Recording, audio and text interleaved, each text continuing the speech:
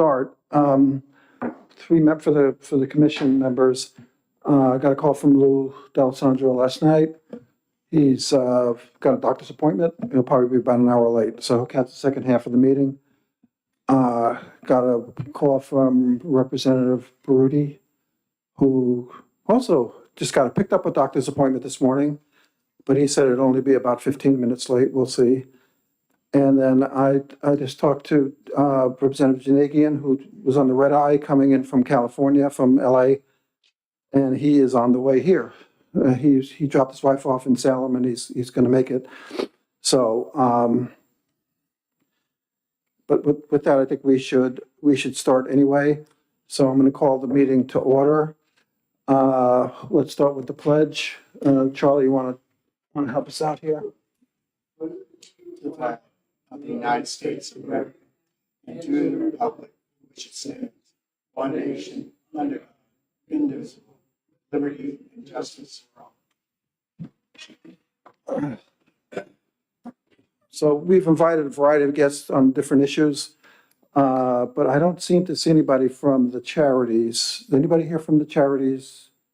Where's my glasses here? Oh, this is here from the Center for Yeah, Center for Nonprofits, but our three guests, Don Morrissey, not here, Mike Ballargiano, not here, and Larry Camerlin, not here, right? Well, they may come in a little late, so we can always jiggle the agenda around. If they come, we'll try to fit them in. And that was going to be a panel discussion by these charities. So first thing is to approve the minutes from the last meeting. Do I have a motion? I'll second. Okay, Lang, seconded by Charlie. Okay, any discussion? Nope. Okay, all in favor of approving the minutes, say aye. Aye. All opposed? None? Okay, minutes are approved. Okay, as you know, we are in the process of the RFP process, and the first agenda item is just to Charlie to give us a quick update on where we're at. Good morning, Mr. Chairman. Good morning, members. RFP is scheduled to have submissions from potential vendors this week. There was a question and answer period. The questions came in from a couple of vendors. I generated answers. I shared them with the chair. There was nothing really substantive, more procedural in terms of the questions that were submitted. So, and if you're interested, they're available on the website, or I can pass out copies if needed. And like I said, the submissions from potential vendors is due this week, so that's where we are.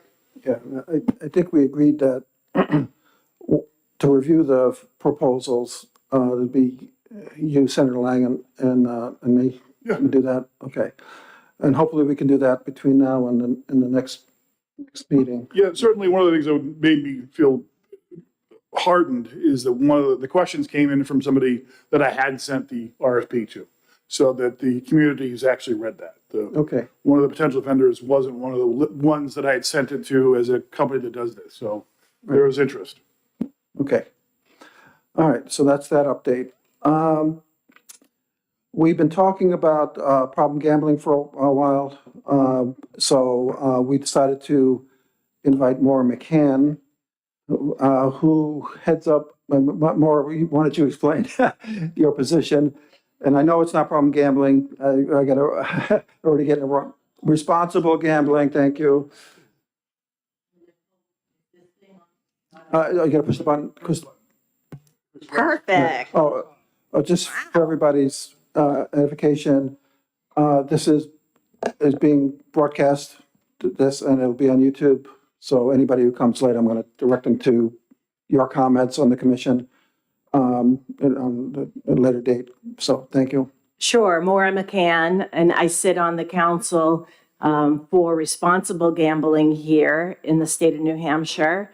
And it was really with Director McIntyre when he came on more than a dozen years ago that he brought this forward to us. And for a 10-year period, we actually supported problem gambling, responsible gambling here in the state for approximately $25,000 a year, as well as in-kind donations. So we did that for 10 years.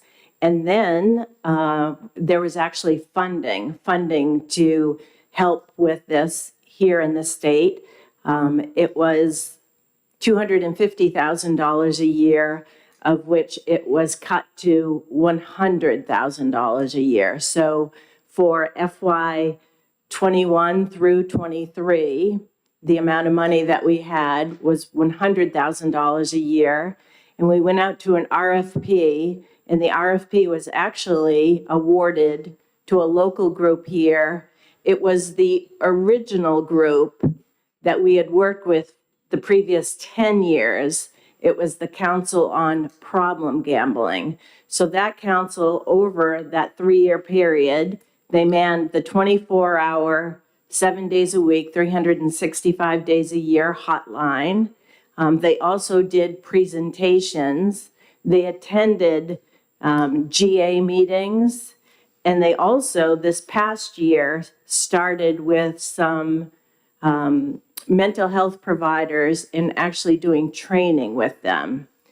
For this current fiscal year, the funding was restored to the full $250,000 a year. The original council that had been working with us declined to work further in this fiscal year. And at this time, we are working on getting the 24-hour hotline. It is still being answered, but it's being answered by a private individual. But we are working on getting that hotline up and going.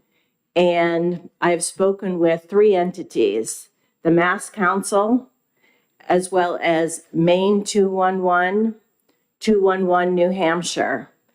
And both of the entities in both Maine and New Hampshire have been wonderful and gracious to speak with.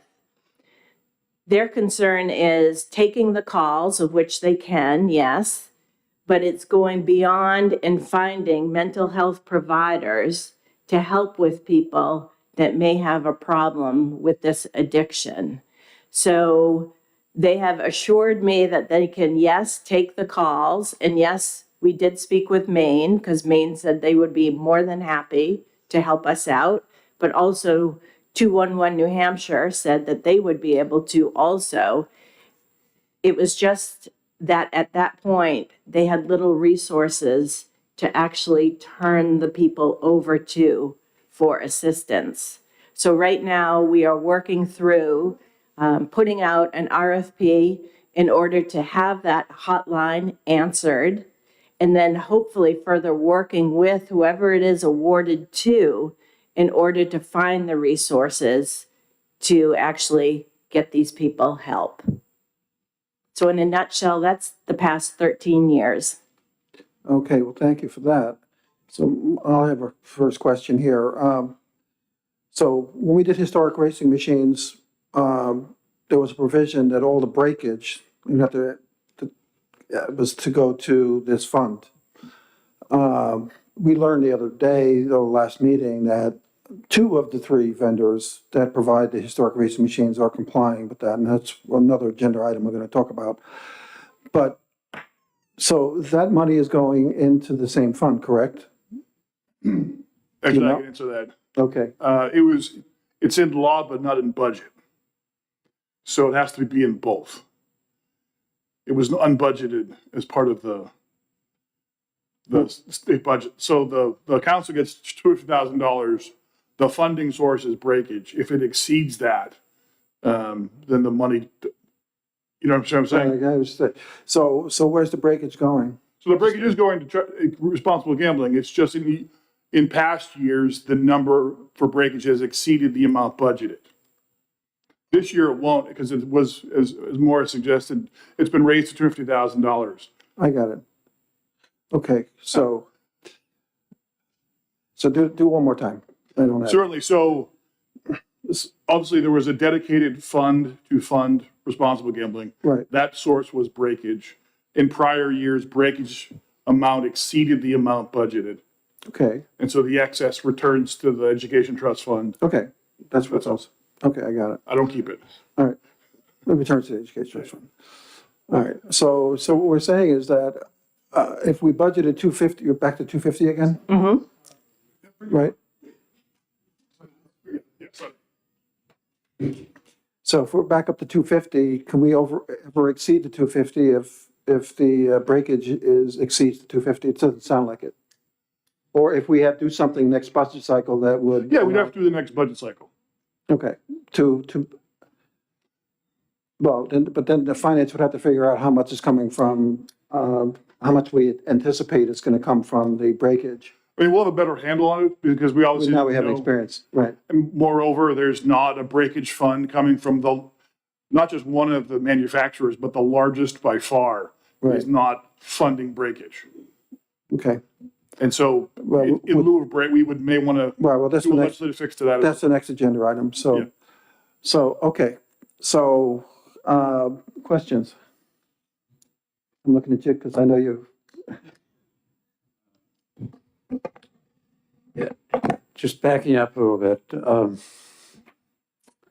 you're with the Lottery Commission? I am actually the Director of Marketing and Advertising with the lottery, Yeah, which is a very nice place to be because it goes hand in hand with understanding responsible gambling. So whenever I'm working on a project to promote lottery, to promote our games, that responsible gambling is always in the back of my head. yeah. And then you're you're appointed to the council, is that what it's called? Nominated by the governor and approved by the executive council, Right, and yes. the name of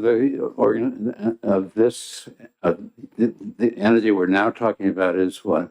The New Hampshire Council for Responsible Gambling. New Hampshire Council for Response. And who are the others besides you? We have 4 other members. 2 of them are doctors that work with addiction. I just double checking. Yeah. I was shown. Would you like me to continue, or do you do A have list them? of 5. Well, I see. And how often do you meet? We try to meet quarterly. Unfortunately, throughout the COVID years, it was a little bit more difficult. And this particular year, we have not been able to meet on that quarterly basis, but we are in touch with each other. Okay. All right. And then what you meet and talk about is the agenda for problem gambling and the money that has been. The finances, yes, as well as the RFP, as well as the research that goes in prior to the RFP being drafted.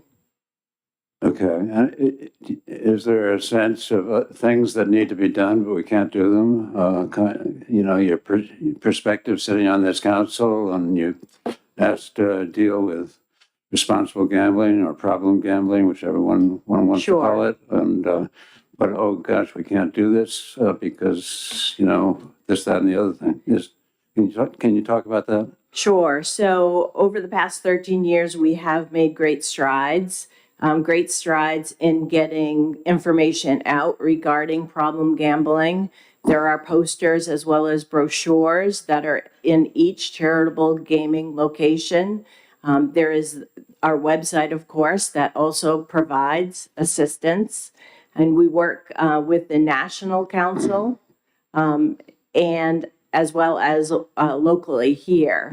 So again, right now, we certainly need a hotline that's up and running, as well as the resources to send those people to once they make that call.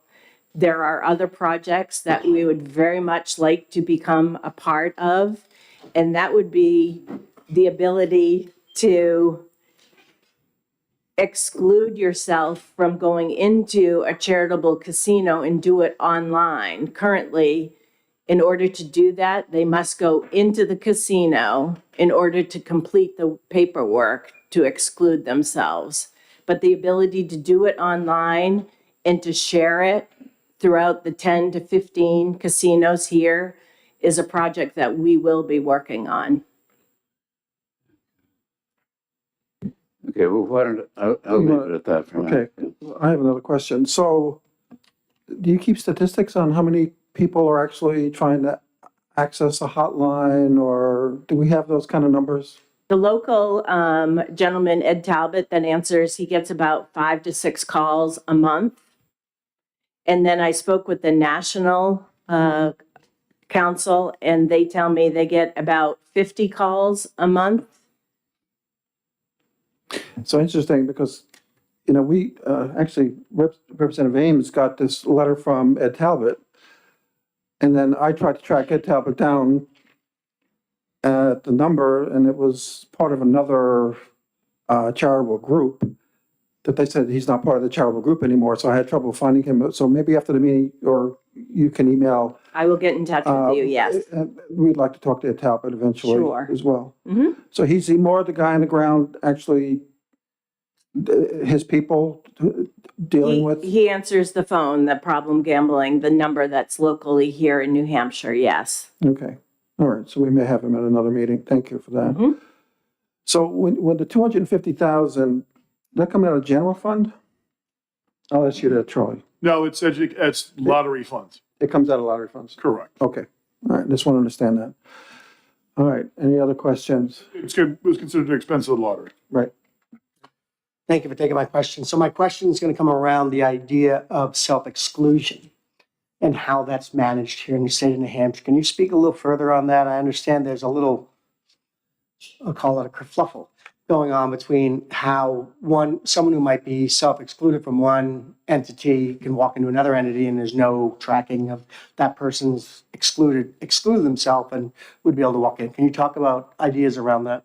Right, so the thought is, well, currently, in order to self-exclude from all of them, the individual would have to visit each casino, complete each paperwork in order to be self-excluded. What we would like to do, and we've spoken with other groups that do it, for example, in Massachusetts, Game Sense in Massachusetts, they have a self-exclusion online where you can exclude yourself from all of the entities at the same time. And that information is shared with each entity, be it each casino. Oh, so that's a contracted Yes, that, process, not the state holding the data, but somebody else holding the data and and the sharing person it further. voluntarily. Correct. Thank you. yes, Senator. I apologize. Thank you for being late. But with reference to the exclusion, we have a number of facilities that are operating at the present time. We think we have 10, maybe we have 15. We're talking about 20.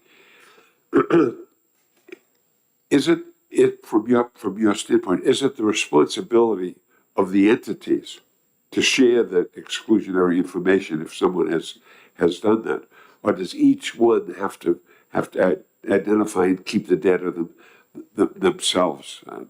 Currently, they all keep the data themselves and they do not share it with the other entities.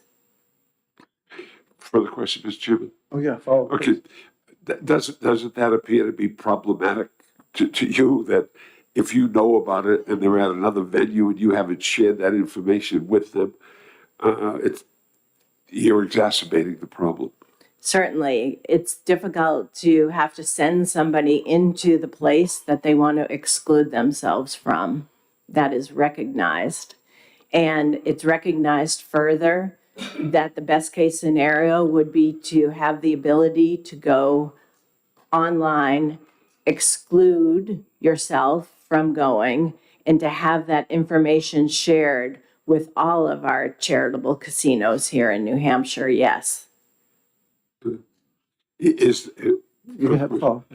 is there any attempt to put that in place?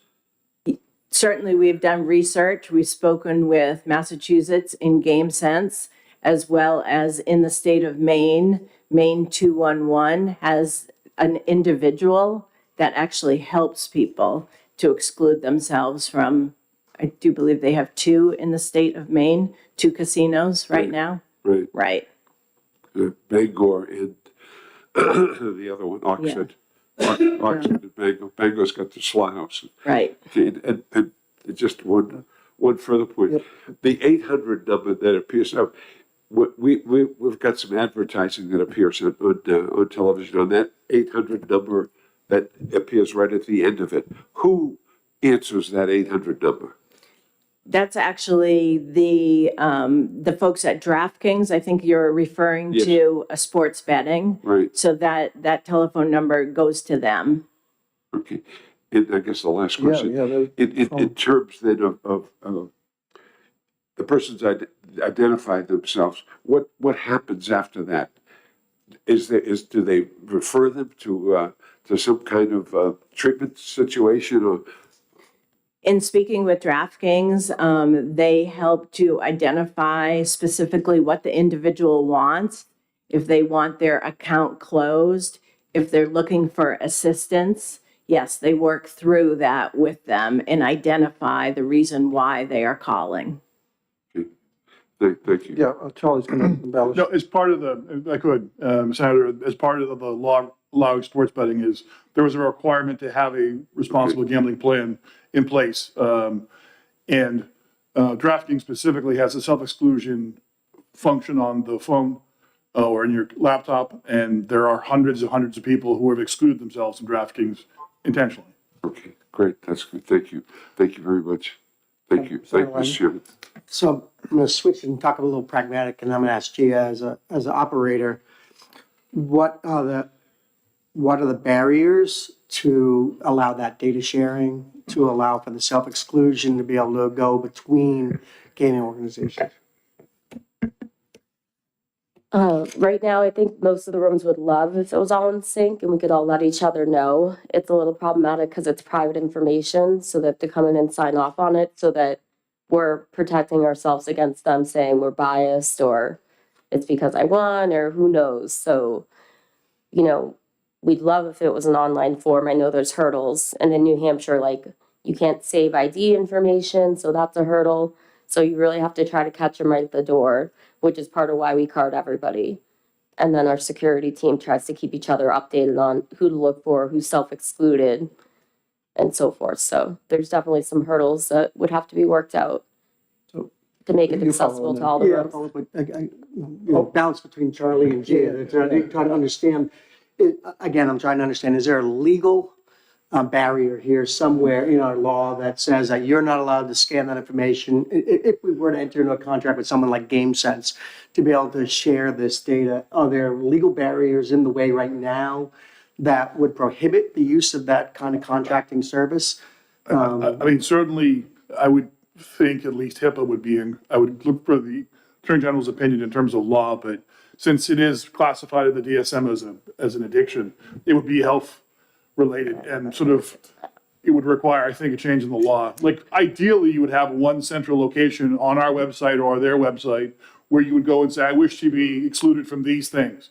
And because we have 2 platforms that are digital, right? We have an iLottery platform and we have a sports betting platform, both of which have had self-exclusion functions and limitations. Like you can limit yourself to $10 a month or whatever.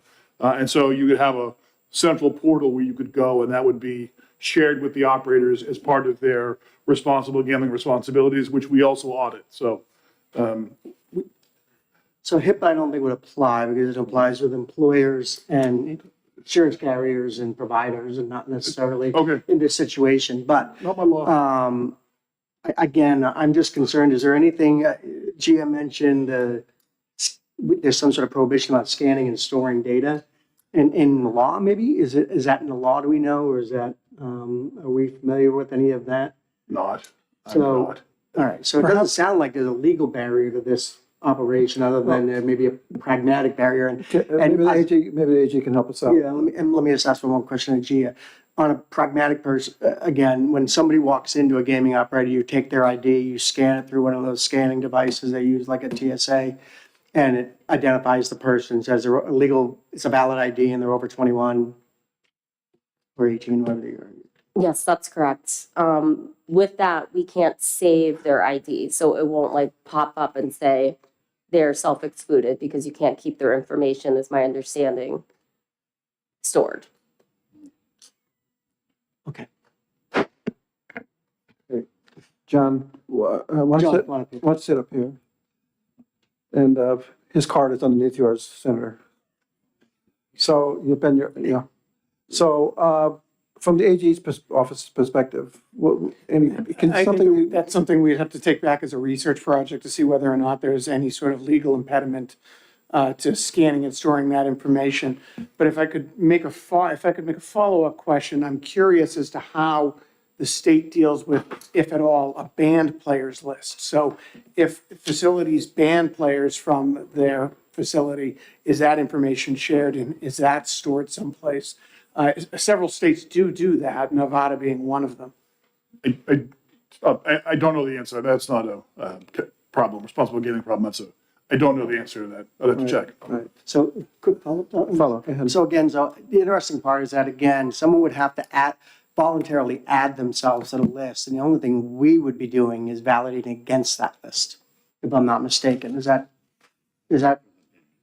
right? So to Gia's point about storing and scanning, right? We're not storing any customer data or private data at that point. We're taking the ID, putting it through, comparing it against a known list of people who either, you brought up a new topic, a ban, but people who have self-excluded, and then saying, you've already self-excluded at this venue, and so therefore you're not allowed here at the second venue as well. So I'm not sure that we hit the scan and store problem that she's talking about, because the person's voluntarily putting their name into the database. But the ban is an interesting new wrinkle I hadn't thought about.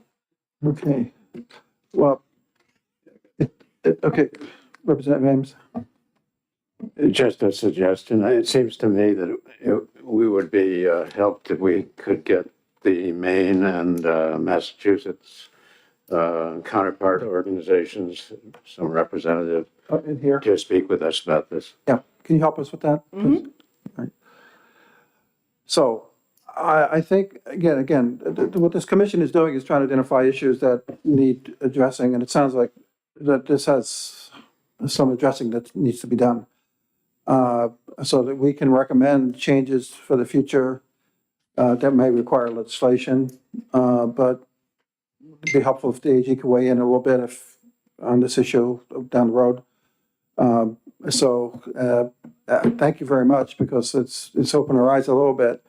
It seems like we got a program, but it's really got a ways to go. And especially with charitable gaming growing the way it is now in the state, I think it's a relevant discussion to have. So any other questions? Senator? You made a good point, Mr. Chairman. The fact of the matter is, the expansion with the number of entities offering charitable gaming creates a problem with surveillance and with the ability to oversee this activity. I mean, the lottery commission, it's your responsibility. But when you go from 10 to 15 to 20, Right. you're talking about 20 facilities that are working almost 24/7 at this point in time. And remember, when we initiated the lottery, it was a sweepstakes race that happened once a year. You bought a ticket for $3. You signed your name. You gave it back, and they had a race at Rockingham Park. Right. I think, as pointed out by Representative Ames, Massachusetts and Maine, they're in the business. Now, they have a limited number of facilities, but they're in the business, and many of these queries that we've posted at this point in time had to be addressed by them. Had to be. But it sounds like they have a technological solution. Yeah. Right? If one presents, everybody knows. I mean, it's not that we actually are gonna have more facilities than they do. They have 2 or 3 in these states, and we have 15, right? Well, probably 14 now, but let's call it 15, and maybe up to 19, per our last discussions. I mean, it does beg for a technological solution. I think we have to get over some of these legal barriers of of whether the data is secure or not secure, or does it have to be or not. But I think this is something that the committee can take up as the months go on. So again, I just asked as a homework assignment if the AG and the New Hampshire Council for Responsible Gaming can take a look at what legislative changes, do we need enabling statute to enable this system-wide solution, or is the law okay, we just need to implement, right? There's no change needed, we just got to do it. So I'd be interested in knowing what that barrier is, and so we can act on it accordingly. We'll take that back to the shop and take a look. Right, and that, Mark, just, you know, I texted him, John, our chief compliance officer, is watching this.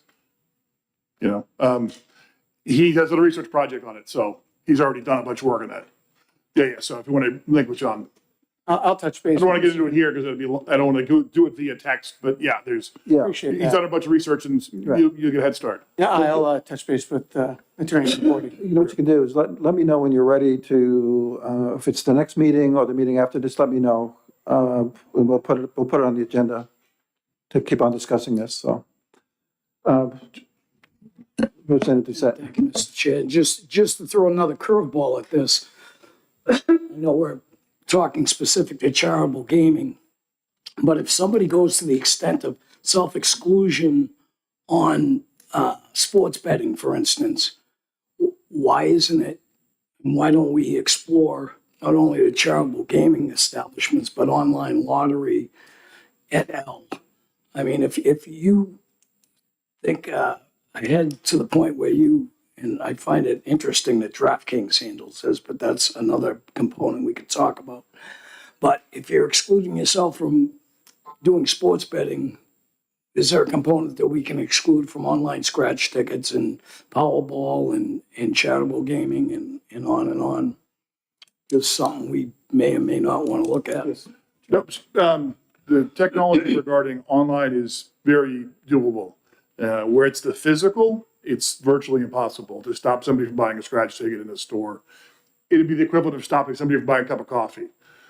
Quite literally, there's 1,500 locations. Yeah, across the state, it would be not feasible. But we do have a program where we do, our sales reps do talk to clerks and do try and train the clerks, which is difficult because the average term of employment for a clerk in a C-store, I think it's like 67 days. Employment, so they constantly churning employees. It's difficult. So, okay, these were all good comments. Just refresh my memory. When we did historic racing, didn't we, each facility was supposed to have a plan Yes, to monitor? Oh, so the facilities also have the ability to say, tap somebody on the shoulder and say, hey, you know, we think you're yes. exceeding your. As part of their application, they're required to submit to us their responsible gambling plan, and then we've audited that as of, I think I mentioned it before, I think 4.5 months ago. Every room was confirmed and complied with their plan. Okay. But are they identifying problem gamblers? You know what I mean? Through that? But I have to check. Okay. I'm just curious about that. I think that's part of the larger discussion as well, so. Confirmed that there was a plan, They have the plan, right, but it's a plan being followed, yeah. Yeah, so, okay, great. All right, well, thank you very much, Maura. Thank Appreciate you. you at the time. Okay. So next topic is, you know, whether or not we put a cap on the number of facilities or not. That's all I know there's legislation rolling too at this point in time about that. But the one thing that charitable gaming never had an opt-in or an opt-out, like lottery. It was an opt-in, right? And when we did Keno, it was an opt-in. And like you can't get Portsmouth to opt-in, right, on the Keno. So even though there are vendors that, or restaurants that would like to see it. So, so I know when we were doing historic racing, there was a lot of pressure on me to say, well, why don't we have an opt-in on historic racing? And my response was, well, we're talking about the facility, not the specific games that are being played in the facility that should be regulated. So now, obviously, in this discussion, I don't want any facility to get nervous because we're not going to retroactively say your city has to opt in if you already existed. You've invested millions of dollars and you can't reverse it. So we're talking about new communities. But I think we should have this conversation, maybe, but I'll leave it at that. And Deb Warner is involved in a specific town, and she has some few things she wants us to kind of lead our discussion in a way about the situation you've got. Okay. Yeah, right there. Yeah. Yep.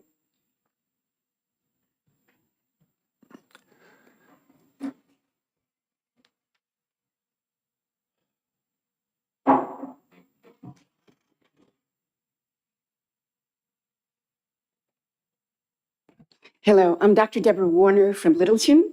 I am very happy to be invited to your table to share the experiences that we've recently gone through regarding the charitable gaming and the historic horse racing.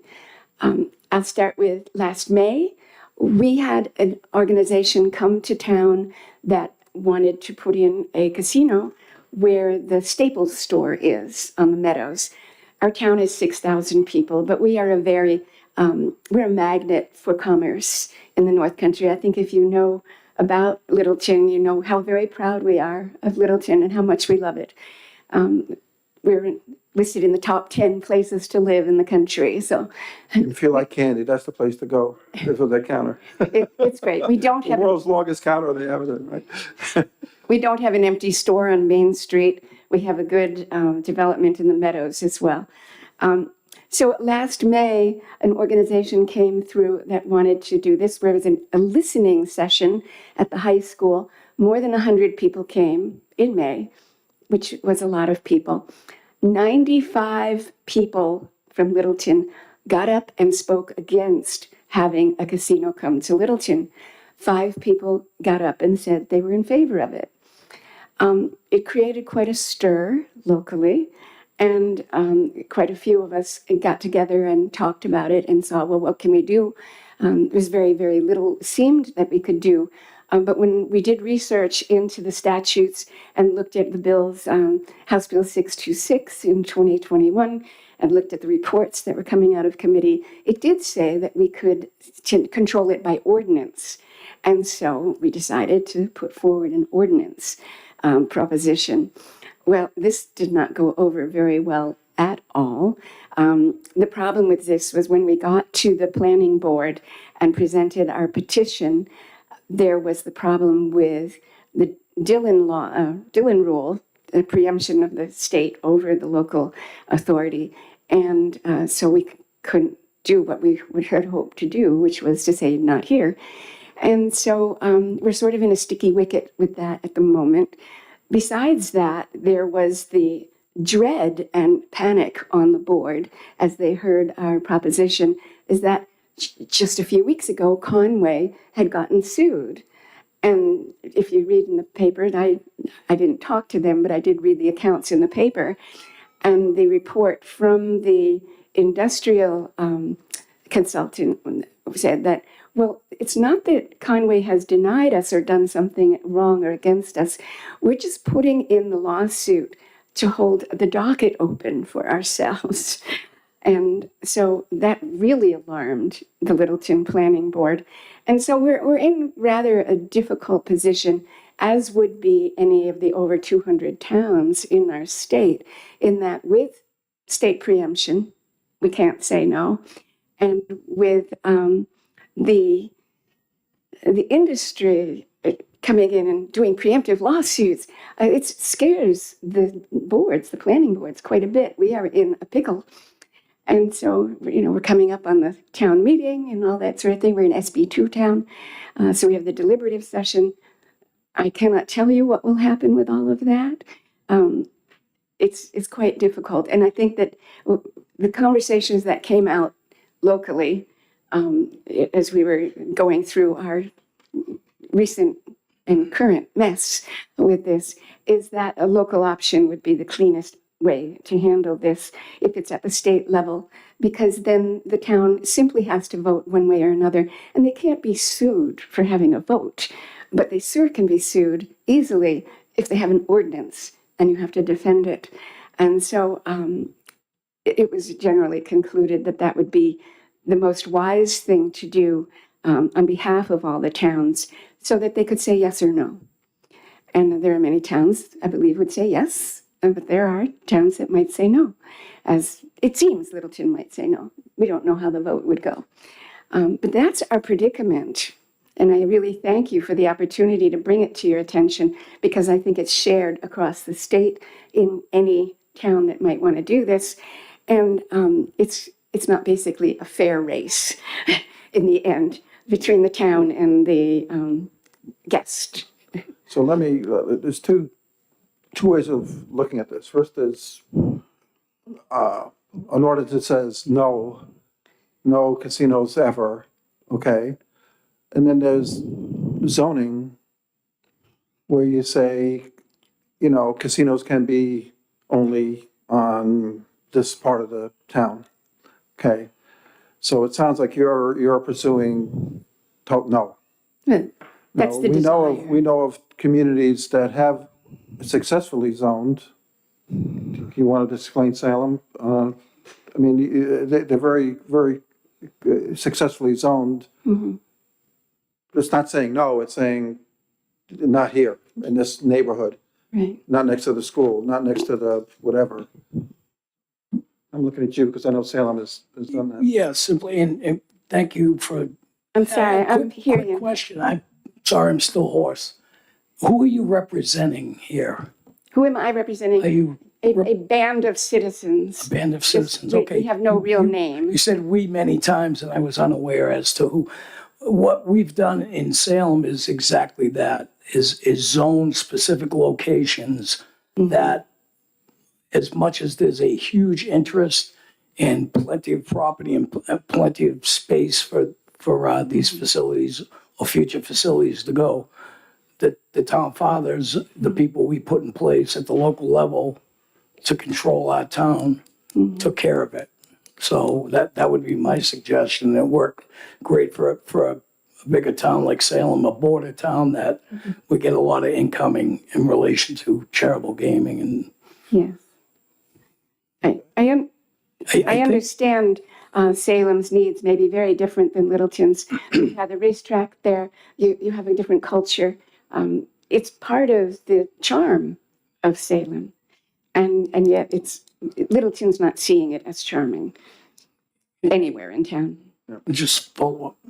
Yep, follow. And I think what you're looking for here is an opt-in kind of option. Yes. And that's something you should speak directly to. Somebody could bring that at any time to either side of the wall, either body here, and it can be examined. So Yes, it's something that can be examined. It was said to us by various attorney type people that that would be the cleanest option for the little town, to have opt-in.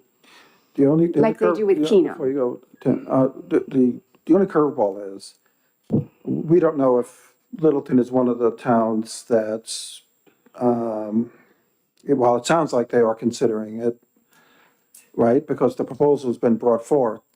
Now, whether or not that would be kosher to say opt in or opt out when they're already in the pipeline, that's another thing that, you gotta be careful of.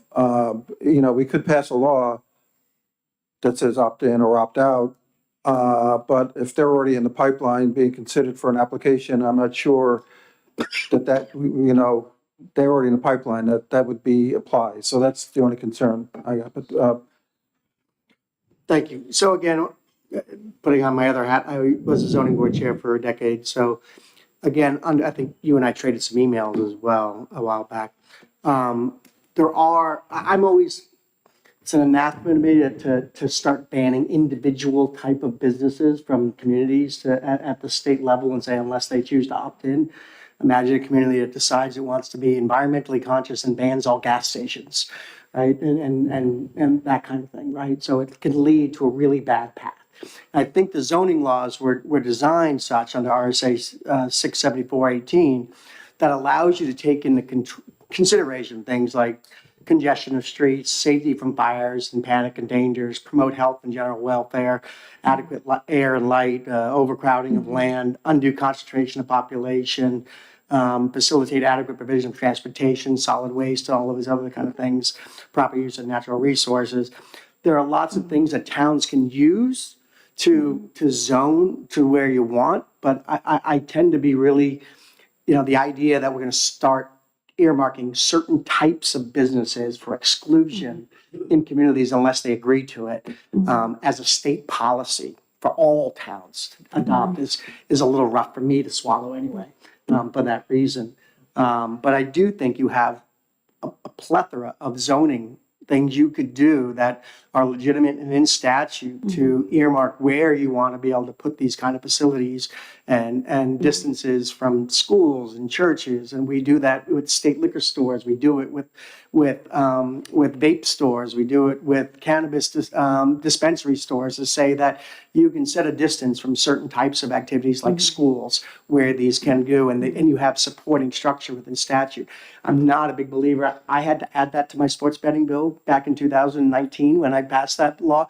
I hated it when I added it, but it was the only way I was going to get the bill through, was to add a local provision to it. And so I accepted it and swallowed it so that I could so that the bill would pass and allow for people to be able to, if they choose to, bet on sports games here in New Hampshire.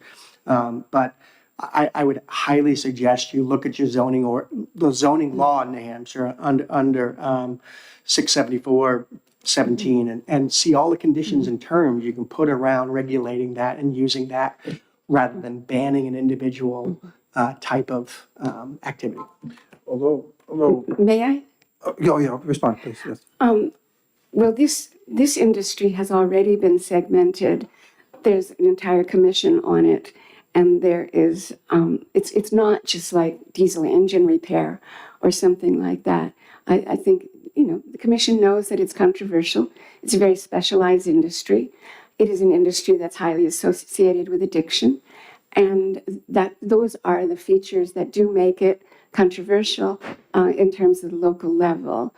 And so, although you were not happy with the Keno opt-in, we're delighted with that option because it does help the local authorities have some authority over this in a measure that they can actually take. So thank you. Thank you for having done that, even if you didn't like doing it. Thank you. Well, I did the same thing with Keno. So, and actually, lottery was opt-in for communities, and Charlie just left, but I remember his famous story is that lottery's, decades old now, right? But some of the smaller towns didn't even have a convenience store or anything, so fast forward 10 years, the town gets a convenience store. They apply for, to be able to they wanted lottery in their store, dress tickets or whatever. And then all of a sudden they discovered, wait a minute, the town didn't take a vote because everybody forgot. The lottery forgot, everybody forgot that was an opt-in. But I think it seems like all of gambling, whatever, I think the only exception is charitable gaming. That there isn't some kind of an opt-in provision. So we understand what you're saying, okay? The question becomes, is it, and it was never one for charitable gaming. It just evolved, charitable gaming just evolved over the years. And I was on Ways and Means for 12 years, and we never really talked about this, other than when historic racing came, and I said, well, yeah, we need to address it in relation to charitable gaming, not just historic racing. So, but I think it is something that as a commission we should continue to discuss. But again, the odds are the legislature may take it up sooner at your urging. I just don't know if Littleton would be grandfathered in or not. Is all I'm saying. And I'm not a lawyer, so I don't know. If I'll look at you, Charlie. I mean, if someone's in the pipeline and we create a new law, we look retroactively to us. Are they still, part of the old law, not the new law. Is that something we should, maybe I should look at the AG's office too? Yeah. I mean, we're the executive branch. I just sort of execute laws Right, you guys right. pass. Well, that's another one, put it on. Yeah. So, It would be an issue if they passed a zoning ordinance and there was an application pending, because this is an area, charitable gambling, that enjoys field preemption. That means that the state has essentially decided to regulate in this field and has left to the towns just their local planning and zoning kinds of things. And that deals mainly with snow removal, trash, lighting, parking, those kinds of things, whereas the state has made a determination that through the legislature that it's going to regulate the field of charitable gaming. So similar to some moratoriums that have happened in the past in the waste industry, it wouldn't per se be an issue if the legislature decided to make a statutory change and that was pending. It'd be an issue, though, if they were in the planning and zoning pipeline and they passed an ordinance, they would be, they'd be exempt. Now, if they get a license, that's a different situation, but if they're just in the process, there are plenty of examples in New Hampshire law where things were ongoing and the legislature may have passed a moratorium, for instance, and that put everything on hold for a time. okay. Some of those moratoriums never were lifted either. Thank you for that. Senator? Thank you, Mr. Chairman. Mr. Chairman, I think the conversation really centers around proliferation. And proliferation has become a significant issue here. Where in the past, there weren't any rules or regulations really that governed this entity. It sprang up. And all of a sudden, proliferation became the issue, and the number of licenses granted by the Lottery Commission, I mean, there was no restriction. You took an application, made a decision on the application. There wasn't any statutory language that said you couldn't do that. Now, I equate this to the old bingo. When bingo was in every church hall in New Hampshire, and the priest would get up, a Catholic church, and would say, on Tuesday night, team number 2 will conduct the games. And they'll be downstairs in the church, and we'll have bingo. And then bingo was given another entity, and that was a little scratch ticket called the Lucky 7, called the pull tab. And they were 25 cents. And all of a sudden, we started to, in 1973, we regulated pull tabs. We said it would cost $15 a deal. There's a tax on it, and so forth. So that's the first regulation that I know of that appeared having to do with gaming. But I think the scope of this committee is, it will be proliferation. It'll be, I guess, in direct answer to your rules, is proliferation a key issue? Is the local community, given the statutory responsibility that it has, because we're always talking about home rule, by virtue of the rules that you have, and I'm thinking of a planning board, which is really the entity that would deal with this, has the control, has the power, and the AG could address this to say no. That we did it with Keno. They have the ability to say no to Keno. So the question is, do they have the ability to? That would be a legislative. Yeah, sure. I So understand. if the legislature wanted to give the communities the authority to say no, that's something that would have to be done through a statute. It's not something that the current planning and zoning statutory scheme addresses. But currently, and I don't want to go over this because I know we got other things, but It doesn't look currently, like it doesn't look, by the way, it doesn't look like our 3 guests. They will not. Okay, so we have plenty of time. Go ahead. okay, but currently, there is a planning board situation that's in effect. And it's a situation where there was a granting, a rescinding, a granting. So that thing, is it in court as we speak, or by virtue of the kind of activity that's taken place? A local decision was made, then a local decision was changed, but that locality perceives that they have the right to say no. Am I wrong in may I? doing that? I'm not familiar with the case, Senator, that you're referring to, so. It's the Conway I just don't know case. the facts. Yeah, the Conway case. The Conway case. Oh, Conway case. Yeah. I'm not familiar with the specifics of that case. I'm sorry. Okay, it's the only one that at the present time that I know. But anyway, I think that sort of addresses your comments, but in essence doesn't because of the fact that proliferation has become so strong, and the charities have become a very strong voice in this. And I think indeed those are the considerations that we're going to have to deal with. Absolutely. So Thank you. Just the perception is we had perceived we had an option to say no. It turns out we were not correct when it came down to the legal analysis that confronted us, that the Dillon rule and such made it, we can't. So we do have it on the docket for the town meeting. I've been told that if it passes out of, if people vote their conscience rather than knowing that this could put the town in a pickle, then the town would not be able to enforce the ordinance. So we are going to be, one of the major issues that we're going to be discussing is the expansion, and are we going to recommend to put a cap on that, whether it be the number of facilities or it to be the number of historic racing machines, whatever form that looks like. Now, remember, and I know, Senator, you know this very well, and Representative Ames knows this well too, working hard in those days when we're trying to get casinos, not charitable casinos, casinos in the state.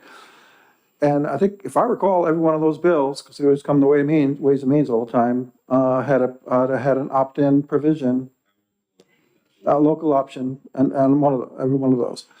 So I'm personally not, I don't object to a local option.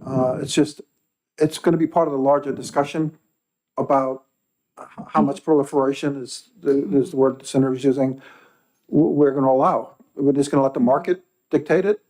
Or is now the time, because we're pausing here on everything that we're having to do with charitable gaming, it's now the time, and we're not going to go retrospectively to people, the facilities that exist, they exist.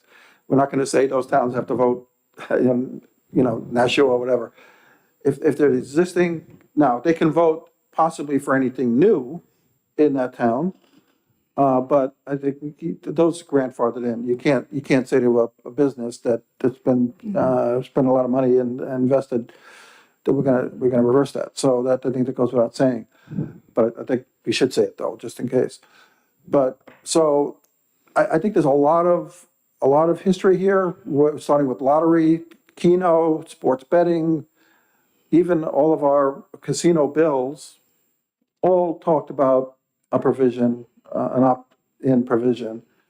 And that it's probably not a bad thing to look at as we progress here as a commission to put as part of this package. And I don't know if it helps you in Littleton. Our timing's everything. If we had a commission last year, maybe we would have.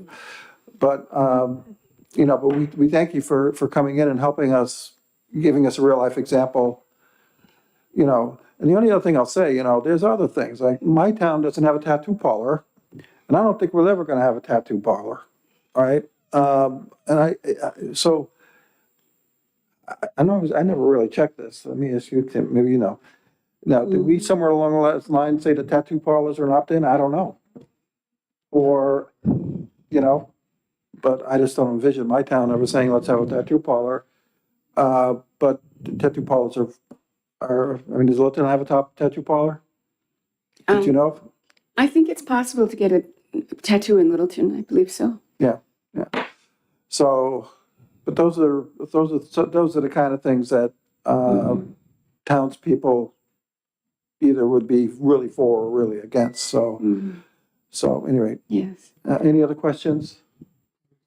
No, thank you very much. I do so much appreciate being invited here to share this with you. And yeah, if you do something about this in your reports and your recommendations, if the legislature happens to extend the moratorium, it might very well be helpful to Littleton over the period of time. Yeah, again, I just don't know how that works. If there's a few, in the pipeline, Right. well, I don't know what the pipeline is, but, you know, through the approval process, can they be boxed out? I don't know. But anyway, Well, we do appreciate it. all right, thank you. Thanks for coming in. We love to have And- guests in and, Littleton. Thank I you. was worried most about you coming from north, but you had less, the north had, less snow than down here, actually. Well, it was a beautiful I guess drive. getting out of your driveway was the hardest part, right? The skiers are happy. We got good snow. Okay, well, thank you. Thank you Thank you very very much. Okay, I actually skipped over one, when we were talking about the charitable, responsible gaming. Last meeting, we discovered, at least, the commission discovered that one of the major vendors that's participating doesn't have breakage in its system. So basically, only two of the three vendors, or three or four vendors, or three of the four vendors, or whatever it is, one of them doesn't have the ability in their software to do breakage. So to me, that's an issue. So how can we have one not doing it and three doing it? So again, Well, we, we know that breakage has become an issue. And, Shelley, I think you said that there was a situation where people weren't even going to consider it. They weren't going to consider breakage, right? You're going to create something that's going to, but breakage has always been an issue because people, first of all, don't understand what breakage is. That's the first point that should be brought forward, and they don't realize the magnitude of breakage because of that intricate the pari-mutuel situation. It could be 9 cents, right? And if it's 9 cents and you got lots of money waged and lots of races, that accounts to a lot of money. And we were told that the breakage this year from the historic horse racing machines exceeded the 150,000 that we thought it would be. Right? Wasn't that your comment, Charles? I was 100,000 exceeded. Okay, the 100,000. So you got $100,000 here that in the old days was split. It was split between the track and the state. Well, now you got a situation where there's no track. You're not going to give it back to Churchill Towns, right? Because we're just buying the signal at this point in time, so they're not entitled to the breakage.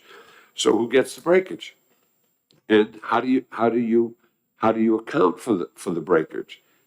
Now, as I say, it was larger than anticipated with the initial introduction of the machines. Well, the machines are going pretty strong, so the breakage is going to become a bigger issue. Now, certainly one way to address it is to eliminate it, period, and just the state would keep it, right?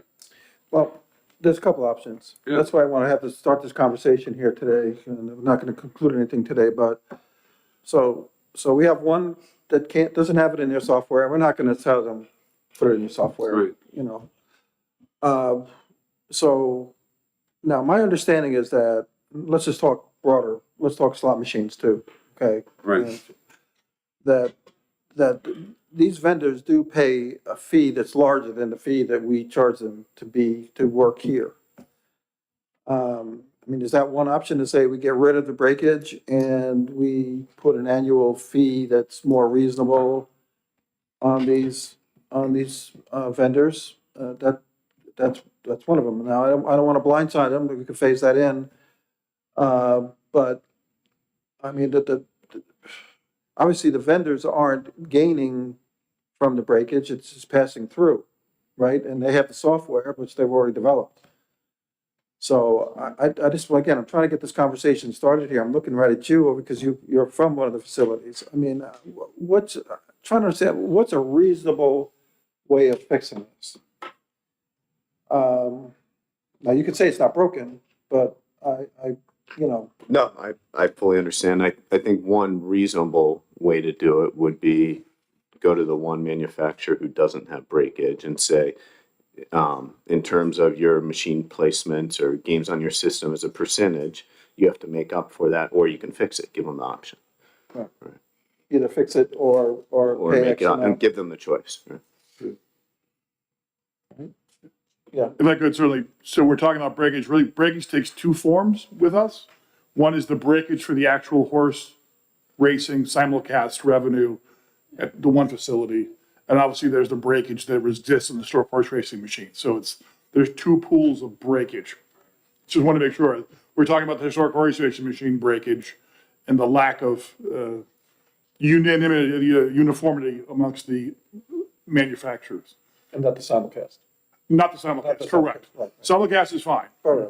So that's why I hesitate to sort of say breakage and It's sort not of, even part of charitable gaming. so- correct. It's not even charged out again, correct. No, And we no, do get the just for breakage. and- historic racing. Correct. And the reason their revenues are exceeded is because, I mean, their revenues from breakage are larger than we expected is because the revenues from historic horse racing are larger than we expected. So this particular vendor, what percentage of the machines? Any idea? I would say probably 50, 60%. I was thinking 60% of the machines in the state, yes. That don't have, Correct. And within a pretty close mathematical certainty, we could come to a number which would we expect breakage to be on the activity undergoing now. I don't have that, I haven't done the back of the envelope math here, but I would suggest So- we could come with a number that's pretty close to accurate. so I think they would understand if we say, look, we passed a statute that said that there was gonna be breakage, that was gonna fund our responsible gambling fund. And you're not complying with the law. The law said you needed to do this, and they're not doing it. You would- So we can give it some time to either get that application or say, we have to come up with, we have to be reasonable, a reasonable dollar amount that is equivalent to that. To play here. What I would suggest, I'm sorry, Representative Ames had a Yeah. first. Just reflecting my ignorance, where, for this manufacturer and the operators that use those machines, where does the breakage money go now? What's happening to that breakage money? Whose money is it?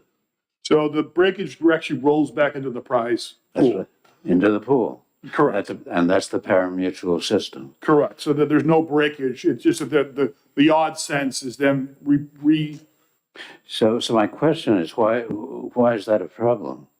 It's going back to the gamblers, in effect, correct. It's part of the prize. Yes. and it's not going to the operator. No. It's not going to the operator nor the state. And there's no Yeah. suggestion of that. It's just that there's a required takeout of breakage that's not occurring currently. So once again, we can fix it and make it so that there's no breakage and it goes back to the player across all the platforms. But once again, that would require reprogramming on the rest of the systems.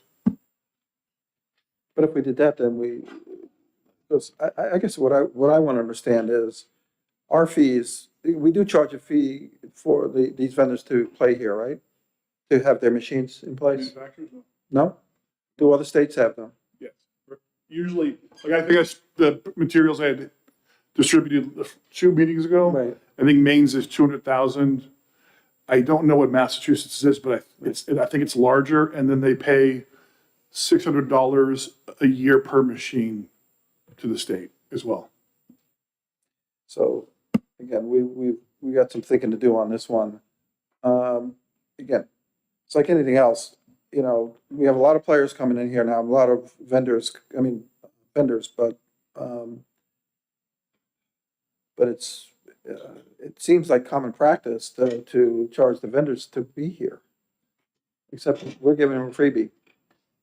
Here you are, come on in. So, I think we have to think about it as a commission, how we want to handle this. Not today, but it's gonna come up on the agenda again. Give some thought to any other ideas that people may have.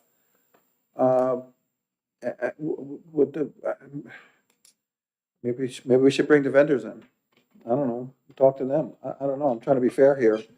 I mean, certainly, They were certainly here when they were here when we were doing historic racing. They were sitting at these tables. yeah, there's a couple of them were, not all of them. Not but all yeah, of them, yeah. right? Right. So,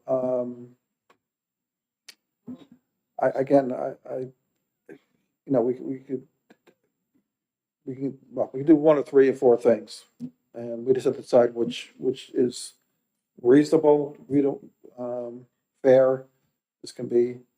And, it's almost like a retroactive tax. I don't like that either, um, but I think the vendors realize boy, this is a good site to come to do this because we're not being charged anything to lease our machines here.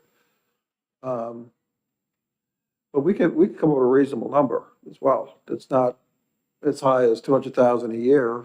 And still, I think we would come up with a number that would be, we feel would fund, we could point that money to the charitable gaming fund, the problem gaming fund. And say to them, hey, thanks for helping contribute to our charitable game, because, so, again, it's not an easy one, because we have to backtrack, but again, they're in violation of the law that we said that we had breakage that was going to the problem gambling, and yet your machines aren't able to do that.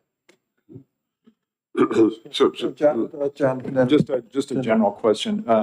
Is the problem gaming fund only funded through breakage, or are there other sources? Well, it's funded through the Charlie's budget until the breakage hits that budget amount, then right? And then if it exceeds the budget amount, then it continue to go into the fund, I guess, right? It's actually, to be truthful, it's an accounting problem because we're having too much money.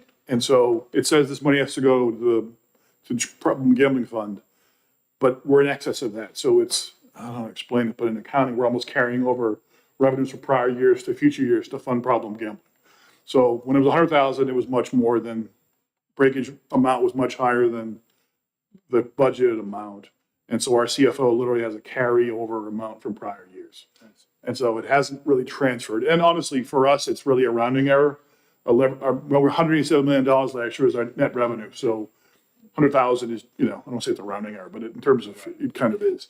But, I believe it's going to be a finding on our audit that it's not properly done, essentially. I do commissions. I've done a lot of commissions, and one was on distribution of electricity and water and gas. And I had the vendors in. I had all the 4 electric companies in the room. So we need to solve a problem, and gave them an opportunity to come up with a solution. So that's why I wouldn't mind inviting them to say, hey, we got a problem. Maybe at least talk to them and say, hey, we got this issue. We were trying to fund our problem gaming. We know you contribute a lot to other states. You're not really contributing much here.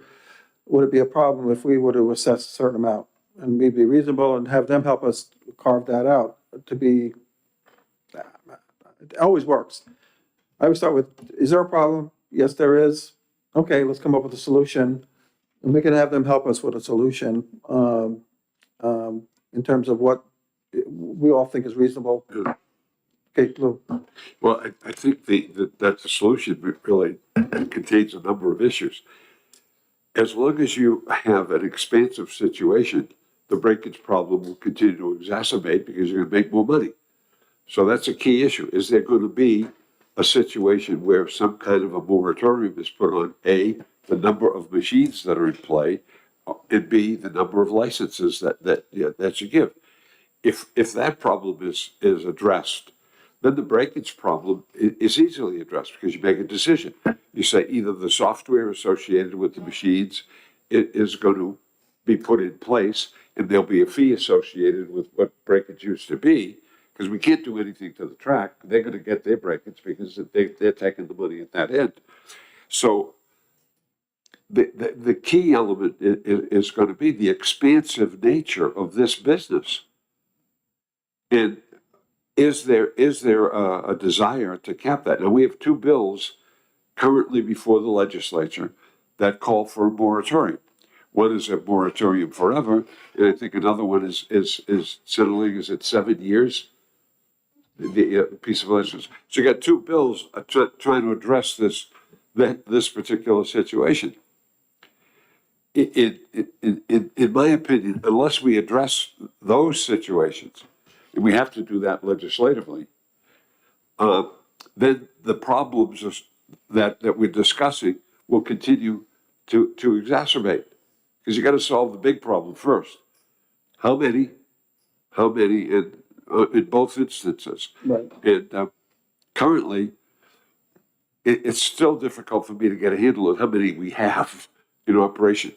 But is it 10 or is it 15 or is it 10 and 5 licenses are hanging out there to be worked upon at this So time? before you go, Tim, so the last agenda item is to talk about real quickly the bills that are hanging out there right now, both from the, I asked representative to do, because I don't know if you were gonna make it here.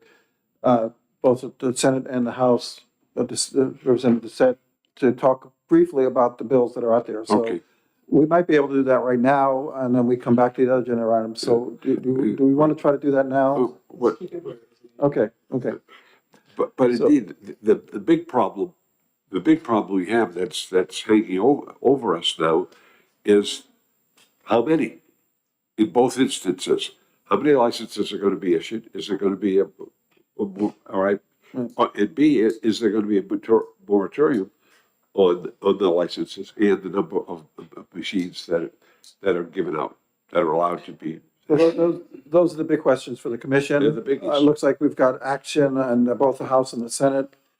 Again, it's not a constitutional change, so anything that happens in the House or the Senate or both agree can be changed next year after the commission does their work, finishes their work. But, Senator, you. No, again, so I want to bring the conversation back to breakage rather than a bigger conversation about proliferation or HHR in general. So I guess my question to Charlie is, you said there's at least one operator that's not doing breakage right now at all. One manufacturer, we'll call it manufacturers. Is it they're not going to ever do it, or they have to adjust their software to do it? They're not upgrade their software to do it, and every machine on the floor they have to redo. But have they indicated they will or won't? They have indicated they will. I haven't pushed the question as to, I can push the order to compel them, but that'll shut down HHR for a period of time. So follow-up question, again, I want to remind everybody, I think the issue is we have too much money. Was the problem was we were from breakage we were already receiving from the vendors that are doing it was greater than the expenditure we were making in breakage and for the purposes of responsible gaming. And so there was an adjustment to be made in the budget to deal with this influx of revenue that we had no place to put because we didn't have an allocation for it. So again, the problem we're resolving is the fact that we get too much money in breakage right now to deal with responsible gaming. And I think we just talked about some fixes to that, things like the banning and the statewide self-exclusion list and ways we can spend some of that money to help benefit the citizens of New Hampshire and deal with responsible gaming on a more statewide process rather than facility by facility issue, which is what we have now.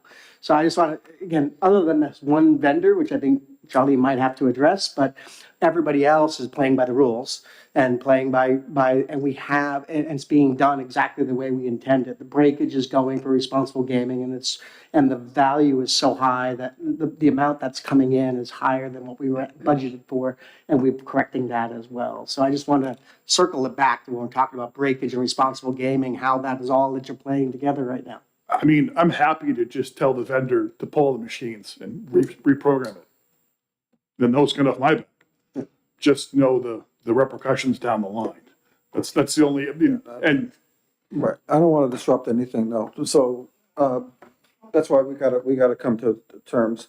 Again, it's not pressing. It isn't pressing. We have until November 1st as a commission. I think we have to address it in one way or another. But I think we need to start the dialogue with this vendor to say, help us out here. We have a statute in place that says, your machines are supposed to be throwing off some, breakage that's going to. Yeah, go ahead. I don't think the statute has any requirement that there be breakage. It says if there is breakage, then this is what should be done with it. So, it's open season, shall we say? Shall we have breakage or not? The gambler is putting in $100 and may get back a lot of money or a little money. And out of the money that all the gamblers put in, there's a set aside, we call it a commission, I think. It's been a while since I've looked at this stuff, but in any event, that's where the money comes from that then goes to the operators, and the operators pay the manufacturers and so forth, and the state gets some. And the rest of the money is in the pool. It's pari-mutuel. And that includes, I suppose it includes breakage. I'm a little confused about the whole breakage calculations, but that includes partial breakage in a sense, sense, it's the but maybe partial sense. that's gone because they're not handing out pennies anymore. Right. They're using computers, and they've got decimal points down to way out there, and so is the gamblers are getting back more. Yeah, is one way to put it. It's right at the margin, but I don't understand why. Well, why we would be able to require a manufacturer to produce breakage where there's no statutory requirement to start with. Well, the only statutory thing is that we said we're gonna use breakage, and that, so we're gonna have two different systems in place here. Those that have machines that have breakage and those that don't have breakage. So again, I don't think it's that they don't have breakage, it's what they're doing with it, right? They're rolling it back in I agree. versus giving it to the state for the purpose of problem gaming. And I think this can be an or addition to legislature, right? Yeah. Just an or, Yeah. right? So we want the operators to pay a certain portion to responsible gaming, right? That's not the operators, but the manufacturers, right? That's the whole purpose of breakage, is it's breaking the game and we're doing it. So it could be an or That's addition to the language. It One just way or says the that other. breakage or manufacturer shall, right? So they can either submit breakage to the state to pay for responsible gaming, or the manufacturer can submit a fixed fee to the state for problem gaming, and that may resolve the issue for us and not force Charlie to take something offline. I mean, certainly, like I said before, I think you can get to a reasonable number in terms of what that would be. Right. Yeah, I think it is true.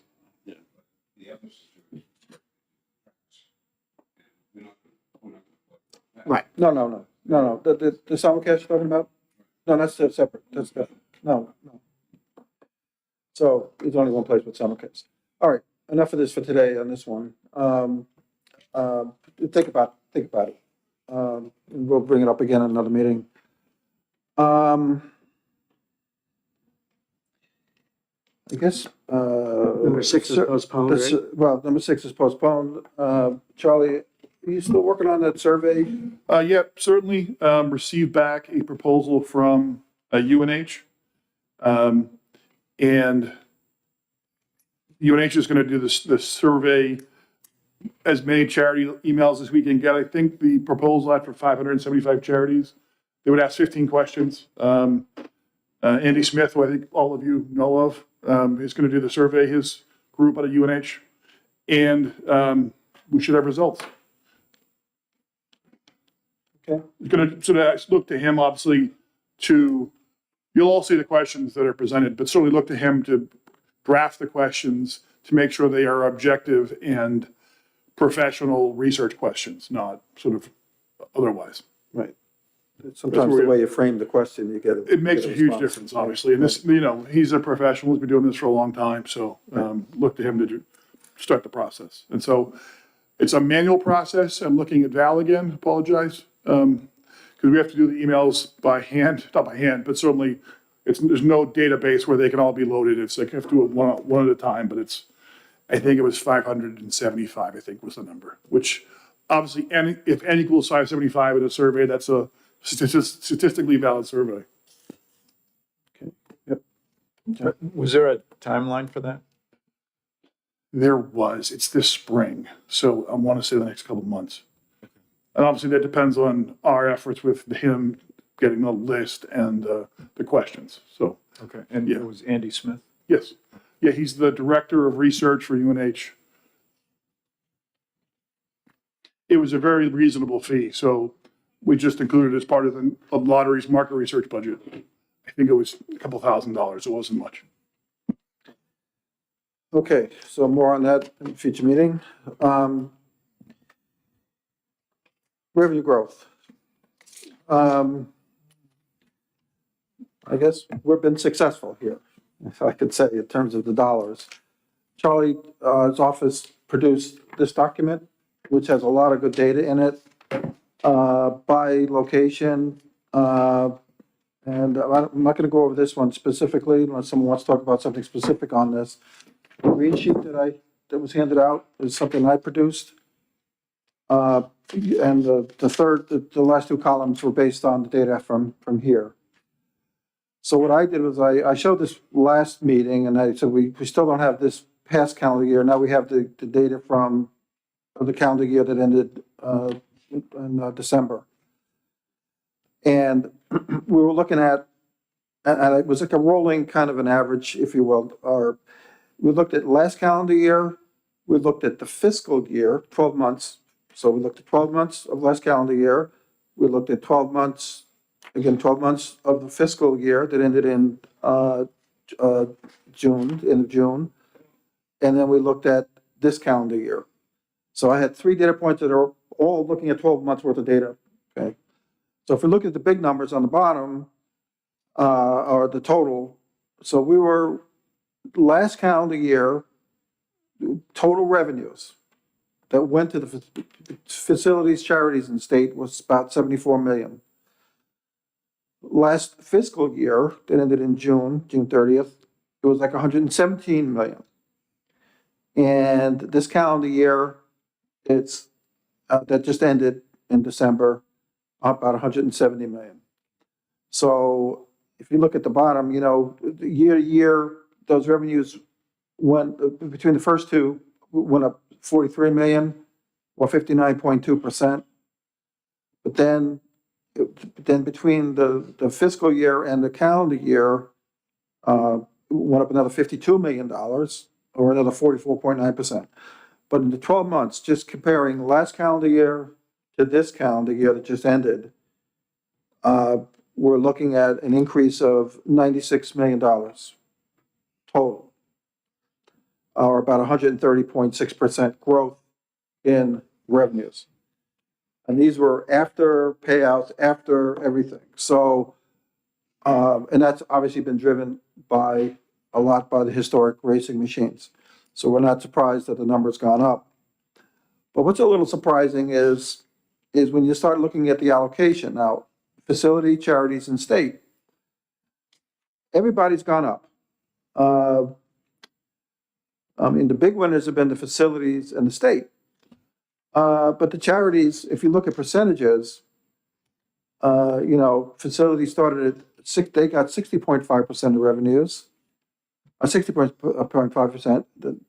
In the middle 12 months, it was 65.5, and now it's 67.7. Charities were at 27.9% of the take. Now they're 21. Then it was 21.2%, and now they're down to 18.3%. And the state went up from 11.6% to 13.3%, down to 14%. So, and what's driving that? Well, we have different metrics for allocation for the table games than we do for the historic racing machines. So as historic racing machines have grown, less of the money from historic racing goes to the charities, more goes to the state, and more goes to the GOEs, the game operators, or the facilities, I like to call them. So the question on the table is, and this is a bigger question that's part of the reason we're bringing the consultants in. One of the big questions I want to see answered is especially for the historic racing machines, are the percent allocations reasonable or not?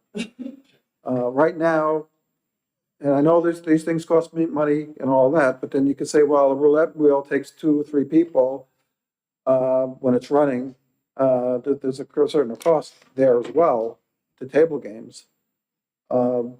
Labor costs versus machine costs.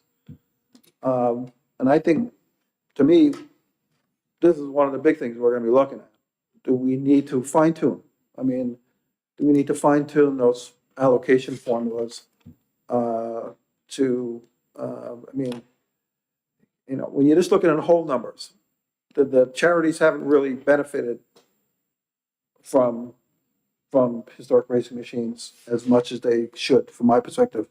They used to get 27.9% of the revenues total. Now they're getting 18.3% of the revenues.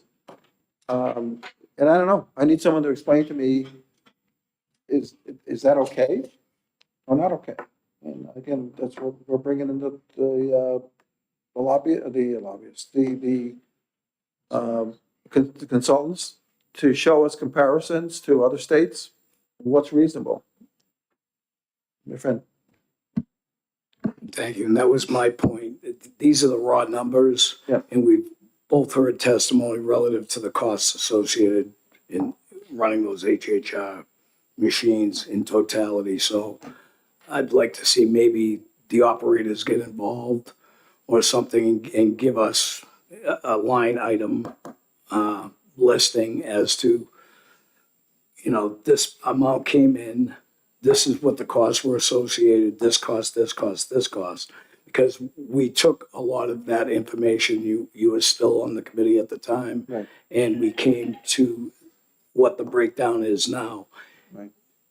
On its face, the way this looks now, I couldn't agree with you more. It looks like something's amiss here. But I think we'd need all the information before we start shooting down that the charities aren't getting Charlie. much benefit from this. I mean, just to not echo that point, but certainly to add to it, we're still early in the revenue life cycle. And there are a number of facilities that haven't come online yet.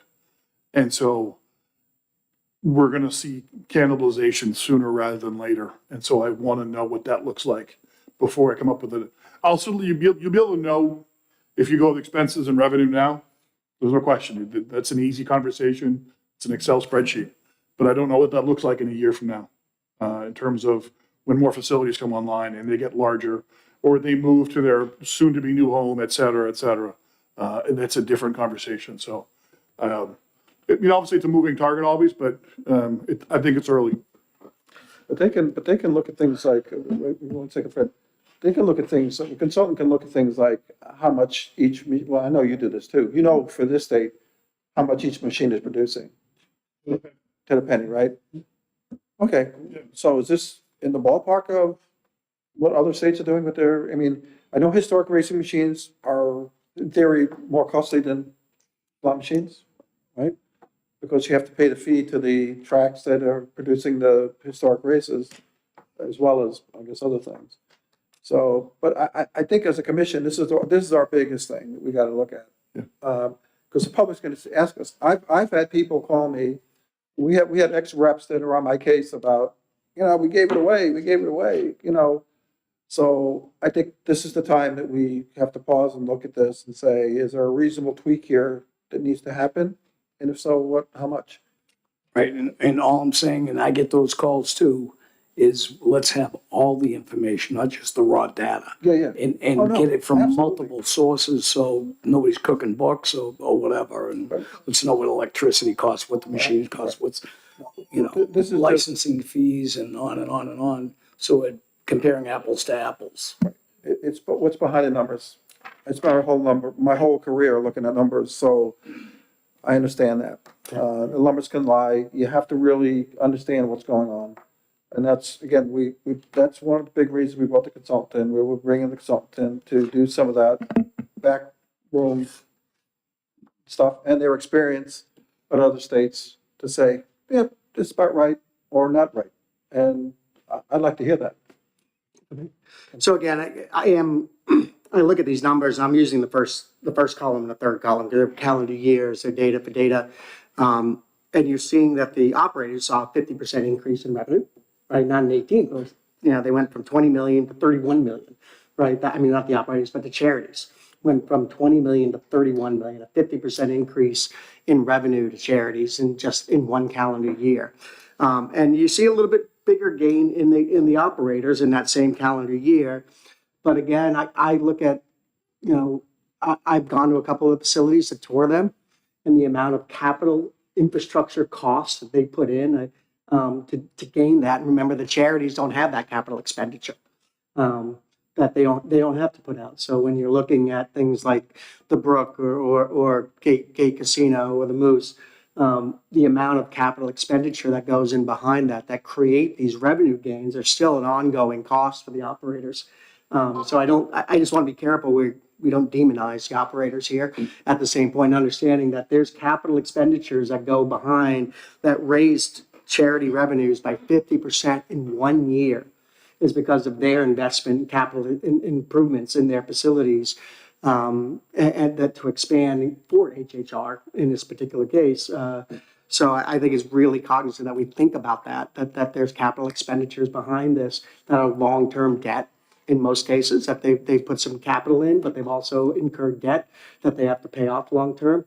And so I you know, the businessman in me from owning my own business says, hold on a second here, it's not all profit, right? They're in order to get that 50% gain that the charities saw no exposure to, right? They see zero exposure. They just see a 50% increase in revenue because the operators expended the capital funds to do what they were doing. So I want to be a little careful here when we talk about this so we don't demonize anybody, say someone's getting a sweetheart deal here. We're not Understanding the back end of demonizing this. anybody. We are saying it's now time to pause and to look at the numbers. But facilities, their growth in revenue, just hard numbers, is 161%. And charities, 61%. So that's what I see here. And again, it could all be justified. It could all be justified. But what we're done as a commission, I want us all to say, if someone stops me in the street and says, is this a fair allocation? And you may get stopped too. We want to say, yes, this is what we did to look at it. And we are convinced that this is the correct allocation. That's all. And you know, we'll work with everybody to make sure it's fair and all that. But this is the time to pause and to look at that. So. What else? I agree with everything you said, and I think with reference to Central Lane, we don't want to demonize anybody. I mean, that's a waste of all our time. What we want to come up with is a rational way to make a good thing, to retain a good thing, because the charities cannot, from my standpoint. Now, this is what I hear from the charities, and I see them in the local breakfast place, Franco's on the west side of Manchester. All right, where you can still get breakfast for a couple of bucks, and they got the little card for the free lunch, the free one. We stamp it. They're gamblers, and they see their charity, and that's what they're laying on me. The positive natures of, boy, the charity needs this, the charity needs that, because the old ways of the second collection's out, guys. Let me tell you, the second collection's out. And the 25% seat fee, that's gone too. So where's the money coming from? Right now, this is it. This is it for charities. So we want to make sure that everything is it's a square deal for everybody. That's all. I mean, that I've been in the business for a long time, and I know the value of a license. I know the value of that, and we've certainly have a situation there that I think we have to deal with as this thing rotates on. But I think we want to do the best for everybody. That's what I'm saying. I have Representative Janagian first. Representative Ames. I just have a question, if someone can answer how historically those original percentages for HHR allocation came about, because they must have been based on some sort of calculation. or something. Certainly, the percentages related to how much the operators would get, how much other would get, state and charities would get, was negotiated at Ways and Means. The original bill had a 12% to the state and charities, and we negotiated up to 25%. And we based it on, and our fiscal note was a rate of $150 per machine, and I think 1,500 machines statewide. I think that's what we thought the state would be, the amount of machines the state could have, and then what they would make per machine. That was what it was based on. Obviously, there are more than that. I think they're not quite, I think it's 1,950 in the state, and they're doing much more than $150 a machine. I think they're at two something. So our estimates were, as we often are, conservative. So follow up, I agree that, you know, with the statements about we need the data, we can't make a final decision without data, but it sounds like some of the initial premises may have changed with the reality of data, and we'll get more data to see. The sheet changed it. Representative Ames, then Senator. I just want to say that I think this is great, good work, but it begs a lot of questions. Well, that's the idea. And I want to reinforce that point. We're on track and we're hiring an entity that will help us, you know, get a detail like this. And I really see the true picture. This, as I understand it on the screen sheet, includes historical horse racing, Yes, it's but combined. also includes the other games of chance. Right. So this isn't just a picture of what's happened with historic horse racing, it's a picture of the whole. No, it's We both. obviously need to look beneath that. Right. So thanks for If you starting look us at- down this pathway. If you look at this document, you can find these numbers. Yeah, I can see that. So this Oh, document yeah, let's wasn't, talk about this. yeah, this wasn't created for this. This is done by our regularly, so this is not just this. We do this every month. So It's a lot of detail here. It's really good. Senator, Just a quick rundown to answer the representative's question. Bob Odell was chairman of Ways and Means in the Senate a number of years ago. He put together, or we put together at the time, the original legislation that granted the dollar amounts and the percentages and so forth. And that was agreed upon by everybody at the time. We didn't have historic horse racing at the time, but we had just about everything else. And the charities, the 35% was the key issue. Now, how that was ascertained becomes problematic because you didn't know about the rent and so forth and so on. But Odell's program was accepted by both the House and the Senate and passed. And we drove on that for a few years. And now subsequently changes have been made. Percentages have been adjusted, but the basic premise has always been the 35% for the charity. I don't think that's changed, has it, John? No.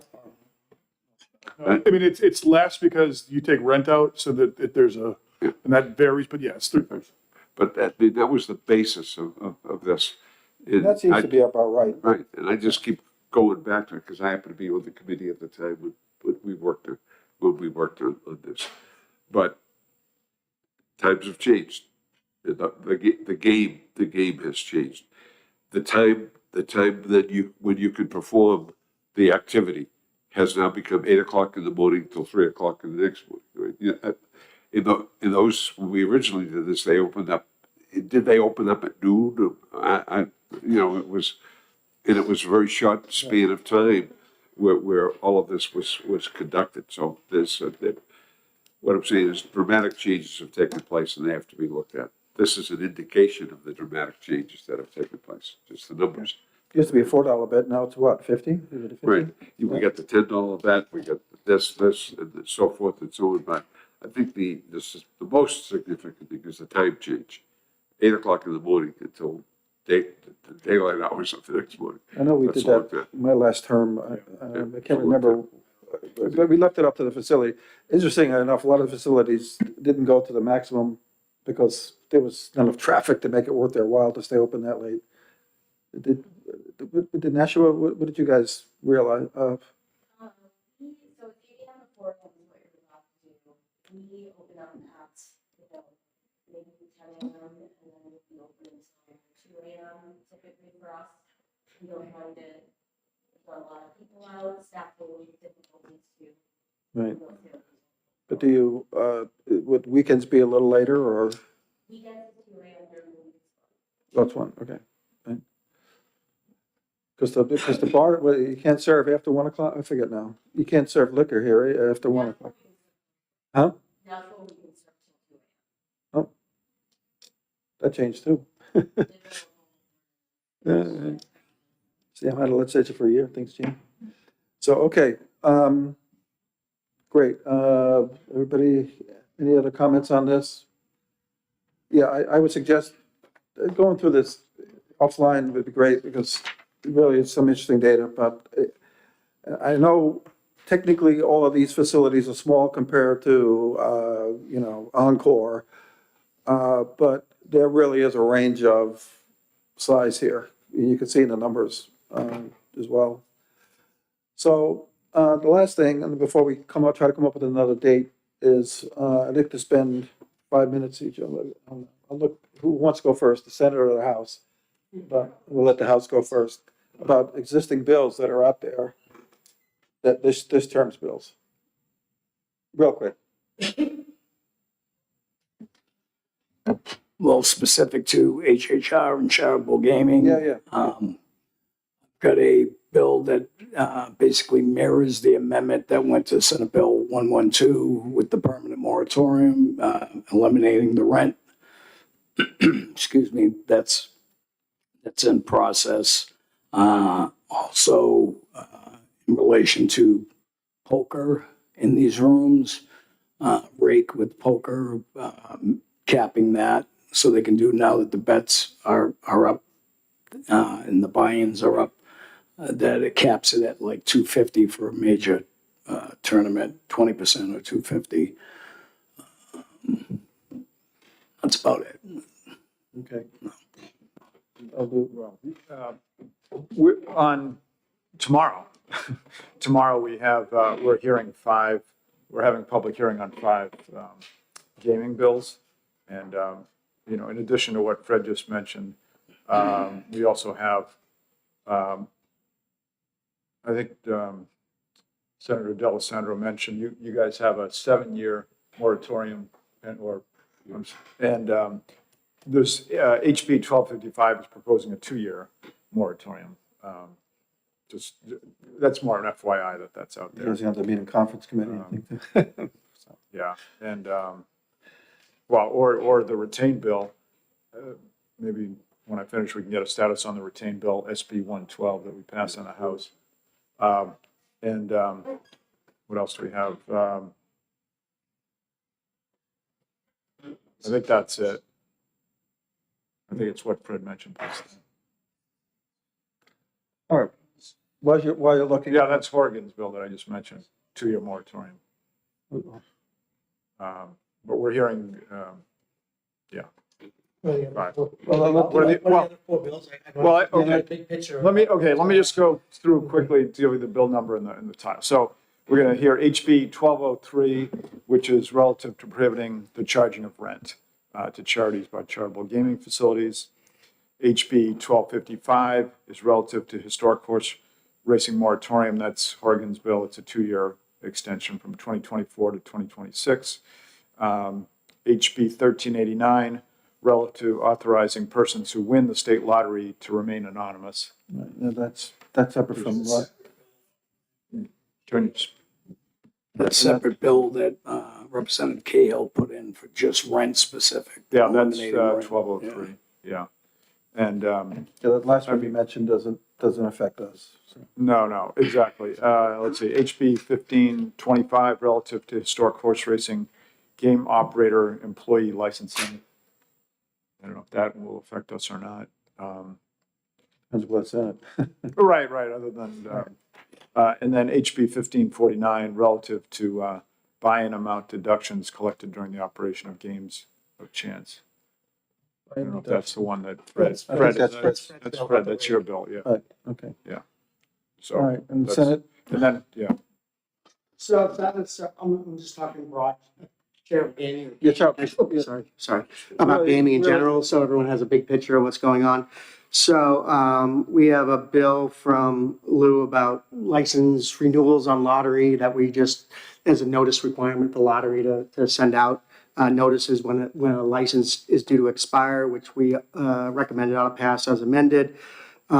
We have an adjudication bill of Lou's that had to do with should the fining entity also be the adjudication entity for the purpose of infractions. We did an interim study on that because we think that's a bigger statewide discussion involving DES and weights and measures, and you name the agency who also fines and then decides to also play judge as well. We think that's a bigger discussion the state needs to have. So we interim studied that bill. We have a bill on repealing simulcast dog racing. We are recommending OTPA. We're pushing that out 3 years. There are only 2 entities in the state that currently are grandfathered in for dog racing. We want to give them time to wind that down rather than just cut them off. So we Back up, you say, to do away with simulcast? we're going to do away with dog racing. dog racing. Simulcast. And dog Versus- racing only, simulcast dog Some racing. people don't like dog racing. Yeah, so it's a 3-year push out, I believe, is what we did to give. There's only one entity that currently does it. It's a $900,000 hit to that one entity. And so we want to give them time to phase that in and ramp that in and work with that. Those bettors might bet on horse racing instead. What's that? They may. They may just shift, but They may shift, again, yeah. but the problem is that there are some employees that work just that industry and know that industry, that help bettors on that industry, and we want to give them time to train and do things for those employees. We have the return of the advanced deposit wagering, which is the online horse betting bill coming back. We currently allow off-track betting in person, but we don't allow off-track betting remote. It's to clean up that language because there's some federal statute that says, yes, we can, some state statute that's unclear. That bill will be coming back. We have not exec that bill yet. We have the return of the historic horse racing with the additive licenses, with the moratorium, and that's a 7-year bill. I'll be shifting the municipal host language into that bill, allowing for 10 days. Based on that bill, we would be adding, sorry, I did my math over here somewhere, we'd end up with over 14,000 days of charitable gaming available in the state of New Hampshire with 20 licensed operators that could do 2 charities per day, one for one for Games of Chance and one for, so it turns out to be over 14,000 days. We're asking for 200 of those days to go to the towns to help offset local municipal costs and lower property taxes. So that bill will be being heard. It's been heard. We're working through amendments. We have a bill on unclaimed historic horse racing voucher tickets. There's a weird gap in the law where unclaimed horse racing tickets don't have a name associated with it. And so you get a ticket and it's for, you played your bet all day long and you get your voucher at the end and it's for $2 and you don't go to the cage and cash it. What happens to that $2 and X cents? There's no name. Right now they would have to be submitted as individual receipts to the Treasury, who would then hold it for another 2-3 years with an unclaimed, unknown person to go claim their $2 and whatever cents. It seems like a huge administrative burden. So what we're going to do is basically allow the gaming operators to submit once a year a check to the treasurer to go to the governor's scholarship fund for all the money. And it'll just be directly deposited because you can't put it to a name. There's no way for someone to claim that money. So that money will just go to the governor's scholarship fund to support higher education here in the state of New Hampshire. Is that a carryover when we had real horse racing? Yes. Yeah, It's just so- one of those things. Yeah, but the interesting thing about horse racing is you can go tie it back to an account. Yeah. Right, because you got to go place a bet, and then sometimes you can tie it back if you're doing the advanced deposit wagering kind of stuff. You can tie it back. The So, administrative costs of taking. yeah, this is an unknown claimed entity. So, anyway, that money will go to the governor's scholarship fund to support that. And the last one we did, what's the last one? No, we have a weird thing about charity auctions. Having auctioneers being able to work for charity auctions. Apparently, there was a weird rule that if an auctioneer came in, was auctioning, they had to go through a criminal background check and a whole bunch of other work just because they were acting as the auctioneer.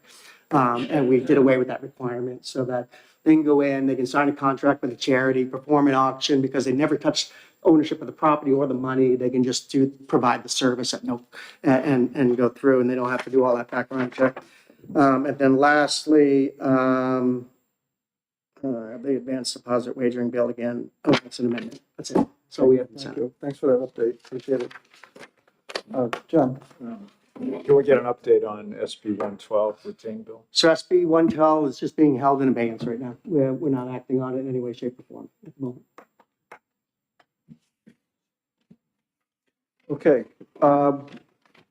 Next meeting. Obviously, we'll invite these charities back. Yes. Oh, I'm sorry. Yes. I'm sorry. As other business, our office would like the commission to perhaps think a little bit about enforcement as the industry here in New Hampshire grows. The way that our charitable gaming laws are currently enforced are a combination of state, local, and lottery commission. And so one of the things that we see being an issue is, as this industry grows, as the revenues in this industry become much larger, are there adequate resources in place in order to enforce our laws? We would think that maybe starting with some guest speakers from Massachusetts or Maine to come in and talk about some of their enforcement mechanisms might be a way to, kick that off. But, we're just looking at this from the standpoint of, once this industry kind of gets moving, which it really has, but once it starts getting to the level where it's kind of above what local law enforcement can do, at that point, some state law enforcement is going to probably need to be the folks that are dealing with any potential gambling crimes. And right now, our office isn't really set up for that.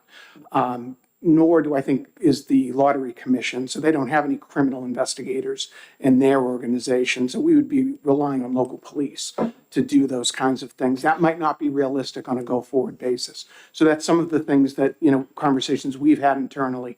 Also on the civil law side, going through the actions of either suspending or revoking a license, how that is handled. Who from the AG's office may be needed to, go ahead and prosecute those kinds of things. We're right now looking at it as a civil function versus a criminal one.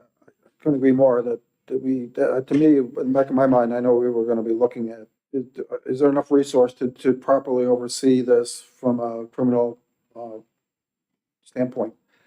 So that's something that we'll do. And that's probably a good idea to try to bring in these other states again to see if they can help us out with what they're doing. I'm assuming that the consultant was supposed to me, the consultant was supposed to also kind of touch on these things too. How are we structured? Do we have the right resource here?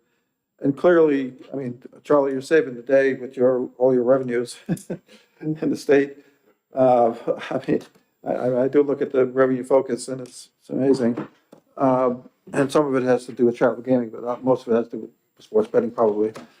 But, so with that, let's talk about the next meeting. Certainly we'll have these three speakers that were going to be here today back. We'll see where we are with the RFP. I don't know if the timing will be right. I'm really looking at that end of February, like 3 weeks out still. What's vacation week for the legislature? Last week. 26th? Monday, 26th on that week?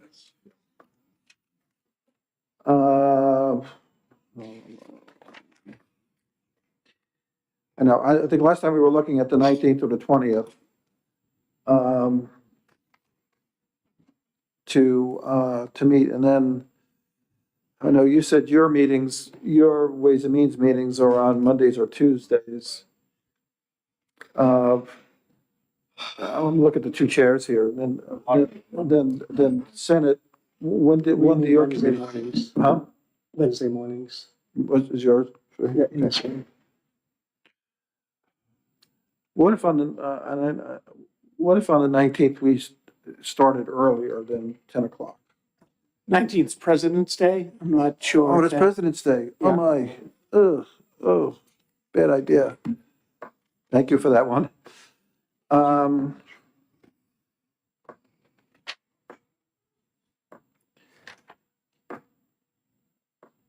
Well, March 4th. geez, I didn't want to wait that long.